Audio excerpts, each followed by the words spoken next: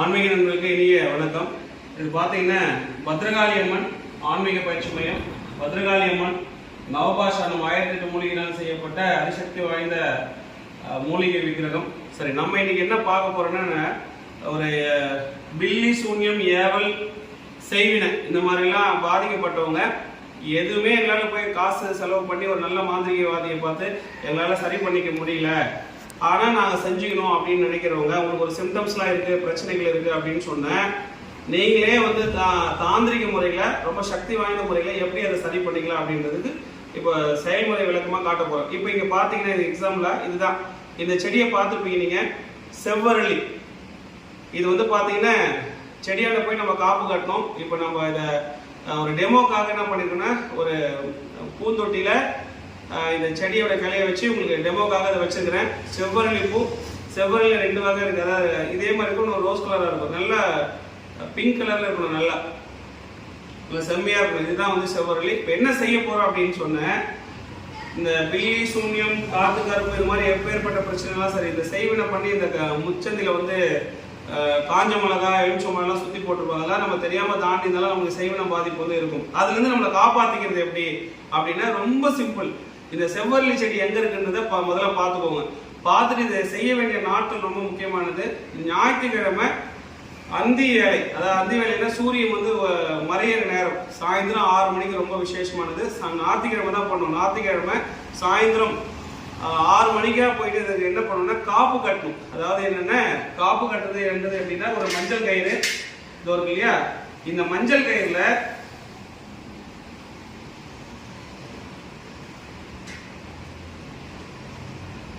விரலி மஞ்சள் தான் கட்டணும். நம்ம தாலி கட்டுற மாதிரி இது விரலி மஞ்சள் கிடையாது, இது குண்டு மஞ்சள். இப்போ நம்மளுக்கு அது இல்லைன்றதால உங்களுக்கு டெமோக்காக காட்டுற விரலி மஞ்சள் தான் கட்டணும். இதில் கட்டி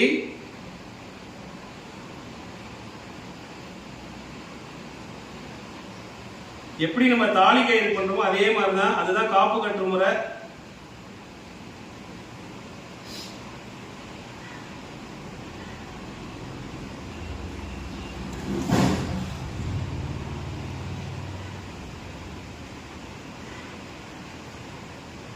இப்ப இதை பண்ணிட்டோம்.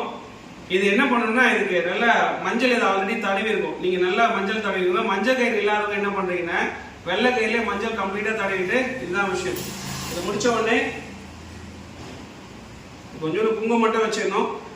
குங்குமம் வச்சுட்டு இதுக்கு வந்து இப்ப காப்பு கட்டணும். காப்பு கட்டுறதுக்கு முன்னாடி எப்பவுமே என்ன பண்ணணும்னா, தண்ணி கொஞ்சம் இதில் ஊற்றினது, ஆல்ரெடி தண்ணி ஈரமாவே இருக்கு. இது நம்ம தாலி கட்டுற மாதிரியே கட்டிடணும். நல்லா பார்த்துக்கோங்க. இப்படி கட்டி தாலி கட்டும் போது எப்படி 3 முடிச்சு போடுவோம் அதே மாதிரி 3 முடிச்சு கண்டிப்பா போடணும். இது செய்ய வைக்கக்கூடிய நேரம் ஞாயிற்றுக்கிழமை அந்தி சாயிற நேரம், சாயந்தரம் 6 மணிலிருந்து 6:30 மணிக்குள்ள பண்ணிடணும். 1 2 3. ஸோ 3 முடிச்சு இப்போ நம்ம போட்டாச்சு. இப்போ தெரியுதா உங்களுக்கு? இந்த கொஞ்சம் ஜூம் பண்ணி காட்டுங்க. இந்த இது இப்போ இதுக்கு காப்பு கட்டியாச்சு. இப்போ காப்பு கட்டி முடிச்ச உடனே இதுக்கு வந்து கண்டிப்பா படையல் போடணும். இப்போ இது பார்த்தீங்கன்னா நீங்க நின்று செய்ய வேண்டியது கிழக்கு நோக்கி தான் இது எல்லாமே பண்ணுது. செடியை நோக்கி நீங்க கிழக்கு நோக்கி இருக்கணும். ஒரு தாம்பூல தட்டோ இல்லை வாழை இலையோ நீங்க போட்டுக்கிறது உத்தமம். இப்போ நம்ம இங்க வச்சிருக்கிறோம். ஃபர்ஸ்ட் என்ன பண்ணணும், வெத்தலை பாக்கு. வெத்தலை பாக்கு வந்து கொட்டை பாக்கு தான் வைக்கணும், ரொம்ப முக்கியம். வெத்தலை பாக்கு, வாழைப்பழம், இதெல்லாம் நீங்க முன்னாடியே எடுத்துட்டு போயிருக்கணும். வாழைப்பழம் கம்பல்சரி, தேங்காய் வந்து உடைச்சு வைக்கணும்.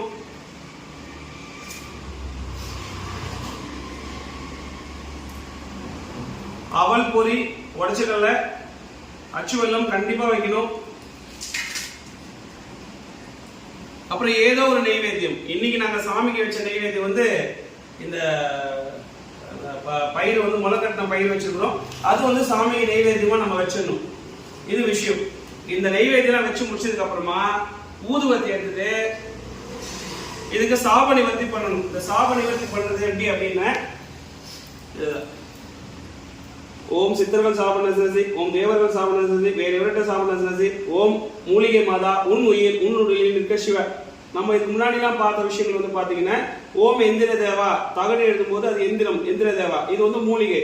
ஓம் மூலிகை தேவா, மூலிகை தேவா, உண்மையில் உன்னுள்ள இருக்க சிவா. இதே மாதிரி 3 வாட்டி சொல்லணும். ஓம் சித்தர்கள் சாப்பிட செஞ்சு, ஓம் தேவர்கள் சாப்பிட செஞ்சு, வேற எவர்கிட்ட சாப்பிட செஞ்சு, ஓம் மூலிகை தேவா, உண்மையில் உன்னுள்ள இருக்க சிவா, ஓம் சக்தி நிக்க சிவ நிக்க சக்தி சிவன் வந்து நிக்க சிவா. இந்த மாதிரி 3 வாட்டி சொல்லிட்டு இந்த வாழைப்பழத்துல இந்த ஊதுவத்திய குத்திட்டு மனசார வேண்டிட்டு வீட்டுக்கு வந்துடணும். இது விஷயம். இப்ப நம்ம போயிட்டு மறுநாள் காலையில திங்கட்கிழமை காலையில, இப்ப இது திங்கட்கிழமை காலையில வந்து பாத்தீங்கன்னா என்ன பண்ணணும்னா இதை எடுத்துக்கணும். திங்கட்கிழமை காலையில நம்ம 6 மணில இருந்து 7 மணிக்குள்ள, திங்கட்கிழமை காலையில 6 மணில இருந்து 7 மணிக்குள்ள போயிட்டு எப்பவுமே நம்ம சாமி கும்பிடும் போது என்ன பண்ணணும்னா கிளாக் வைஸா சுத்துவோம். அதாவது இது உங்களுக்கு புரியுற மாதிரி காட்டுறேன், இது தள்ளி வச்சுக்கலாம். இது மறுநாள் காலையில் நீங்க எடுத்துடலாம். இது நம்ம மறுநாள் திங்கட்கிழமை காலையில வந்துட்டோம். எப்பவுமே நம்ம சாமி கும்பிடும் போது சுத்தி வந்து இப்படி சுத்துவோம், இந்த வயசுல சுத்துருவோம். ஆனா இதுக்கு ஆப்போசிட்டா சுத்துறோம். 3 வாட்டி ஆன்டி கிளாக் வயசுல சுத்துறோம். இப்படி சுத்திட்டு வரணும். நம்ம எப்பவுமே கோயில் சுத்துறதுக்கு ஆப்போசிட் டைரக்ஷன்ல சுத்தணும். 1 2 3 அது மாதிரி 3 சுத்தி இது மாதிரி சுத்தி வந்ததுக்கு அப்புறமா நமஸ்காரம் பண்ணிக்கணும். இந்த செடியை பார்த்து நல்லா நமஸ்காரம் பண்ணிட்டு 10 இலை எடுக்கணும். ஏதோ 10 இலை, 1 2 3 4 5 6 7 8 9 10. இப்ப பாத்தீங்கன்னா தெரியும் 1 2 3 4 5 6 7 8 9 10 இலை. சரி, இந்த 10 இலை எடுத்ததுக்கு அப்புறமா என்ன பண்ணணும்னா தள்ளி வச்சுக்கலாம். இந்த 10 இலை எடுத்துட்டு நம்ம ஒண்ணுமே பெருசா மந்திரம் படிக்க தேவையில்ல. இந்த 10 இலையை எடுத்து முடிச்ச உடனே ஒரு இலையை எடுத்து இந்த செடிக்கு கீழே போடணும். மொத்தம் 10 இலையில ஒரு இலையை செடி கீழே போட்டுட்டோம். அதுக்கு அடுத்து வீட்டுக்கு போயிட்டே இருக்கோம். நம்மளுக்கு தெரியும் வீடு வந்து இன்னும் பாதி தூரம் இருக்கு அப்படின்ற பட்சத்துல நம்ம போற வழியில நீங்க பைக்ல போனாலும் சரி, நடந்து போனாலும் சரி, எதுல போனாலும் சரி, இன்னொரு இலையை அந்த பாதி வழியில வீட்டுக்கு போற பாதி வழியில போட்டணும். மீதி 8 இலை இருக்கும். வீட்டுக்கு கிட்ட போன உடனே வீட்டுல போயிட்டோம், வீட்டுக்கு முன்னாடி ஒரு இலையை போட்டணும். அப்போ மீதி 7 இலை இருக்கும். இந்த மீதி இருக்கிற 7 இலையில இந்த 4 இலை எடுத்து வீட்டோட 4 மூலையில வந்து சொருவி வச்சிடணும். வீட்டோட 4 மூலையில சொருவி வச்சிடணும். சரி, சொருவி வைக்க முடியல என்ன பண்ணலாம்னா வீட்டோட 4 முனையில இதை போட்டணும். சரியா, வீட்டோட 4 முனையில வெளியில வர முடியல என்ன பண்ணலாம், வீட்டோட உள் பக்கத்துல ஏதோ ஒரு துணியில கட்டி ஒரு ஆணி ஏதோ ஒன்று ஆச்சு அங்க வச்சிடணும். ஒரு 3 நாள் கழிச்சு எடுத்து போட்டுடலாம். ஸோ இந்த 4 இலை வேலை முடிஞ்சது. மீதி இந்த 3 இலை இருக்கும். இந்த 3 இலை என்னன்னா எப்படி நம்ம அந்த செடியை வந்து ஆன்டி கிளாக் வைஸ்ல சுத்தி வந்தோமோ எப்பவுமே நம்ம எப்படி சுத்தி போடுவோம்னா இப்படிதான் சுத்தி போடுவோம். இது என்ன பண்ண ஆப்போசிட்ல சுத்தணும். அதான் விஷயம், ரொம்ப முக்கியமான சூட்சமே தான். ஆப்போசிட்ல 3 வாட்டி யாரு பாதிக்கப்படுறாங்களோ அவங்க, ஒரு குடும்பத்துல 5 பேர் பாதிக்கப்படுறாங்கன்னா அந்த 5 பேருக்குமே இதே மாதிரி 10 இலை எடுத்துப்படி இதே ப்ரொசீஜர் தான். ஒரே டைம்ல நீங்க செய்யலாம். இது செய்ய வேண்டியது திங்கட்கிழமை காலைல 6 மணிலிருந்து 7 மணிக்குள்ள சூரிய உதயம் ஆகுது. ஞாயிற்றுக்கிழமை சாயந்தரம் காப்பு கட்டிடும், இந்த படையெல்லாம் போட்டுரும், வந்துடும். மறுநாள் காலையில் போயிட்டு எதுவுமே பண்ண வேண்டாம். 3 வாட்டி அந்த ஆப்போசிட் டைரக்ஷன்ல சுத்தி இந்த இலையை எடுத்துட்டு வந்துட்டு நம்ம வீட்டாண்டத்துக்கு 3 வாட்டி ஆன்டி கிளாக் வைஸ்ல தலையை சுத்தி ஓடுற ஆத்துல போடுறது ரொம்ப விசேஷம். ஏன்னா தண்ணியோட அது கரைஞ்சு போயிடும். சரிங்க, எங்க ஊர்ல ஆறு இல்லை, ஏதோ ஒரு குளம், ஏன்னா எல்லா இடத்துலயுமே வந்து கோயிலோட குளங்கள் இருக்கு, அந்த குளத்துல இதை போட்டா போதுமானது.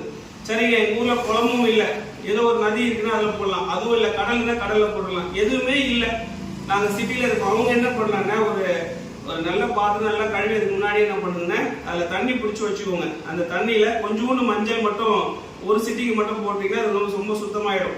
அந்த மஞ்சள் என்ன பண்றேன், அந்த மஞ்சள் கலந்த தண்ணியில இது 3 வாட்டி சுத்துறீங்களா அதுல போட்டுருங்க.